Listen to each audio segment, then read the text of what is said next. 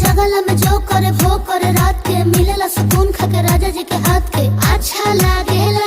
कमर ककरी से भइल काटा हराबा हो गलिया लागेला जान टमा डराबा हो गलिया लागेला जान टमा डराबा हो।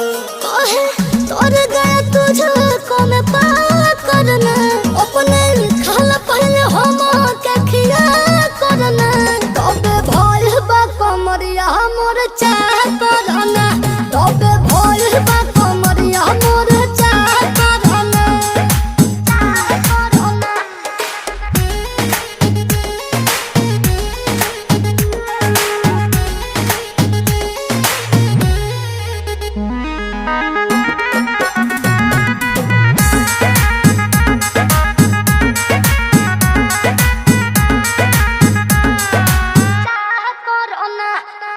प्रिंस प्रियांशु के प्यार देखे धांसो हर घरे जरूरत रहेली मोर सास।